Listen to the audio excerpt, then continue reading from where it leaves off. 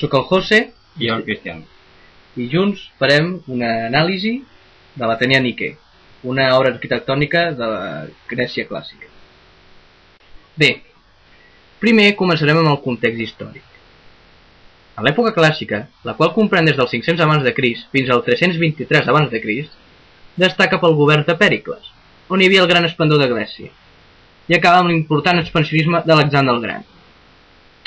La cultura i art grecs estan en el punt més àlgid en aquesta època. Destaca també per ser el temps de la democràcia, la qual es reflecteix en el nostre govern actual. Aquesta estava imposada en algunes polis, com per exemple Atenes. Aquestes eren ciutats-estat independents, cadascuna amb unes doctrines diferents a les altres. A aquesta època també s'hi troben els filòsofs més importants, des de Sòcrates, passant pel seu cèlebre alumne Plató, fins a Aristòtil.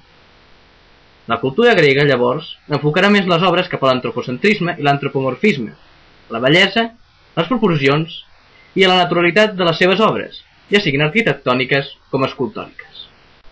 A continuació us parlaré de l'anàlisi formal. L'Atènia Niké està situada a l'Acròpoli d'Atenes. És d'estil clàssic i es va construir entre el 421 i el 410 abans de Crist, feta per Cal·lícrates.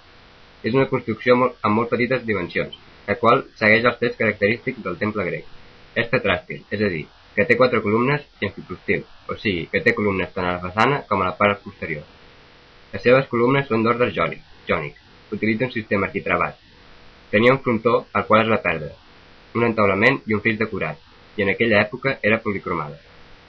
Els elements de suport principals són les columnes i els murs. Els elements suportats principals són el fris i el frontó. El temple, el qual estava orientat cap a l'est, constava d'un espai interior, ocupat per solament una estança, on es trobava una estàtua xoana, de fusta, de la deessa Atena. Sobre l'espai exterior té una estructura bastant senzilla. Consta de 2 murs laterals, 2 pòrtics tetràstils i 2 pilars. No té pronaos degut a l'espai reduït del qual es disposava.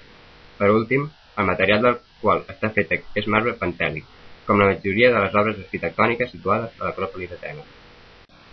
Pel que fa a l'estil, es pot dir que les seves columnes són jòniques, que representen una imatge més femenina i estètica si es compara amb el dòric.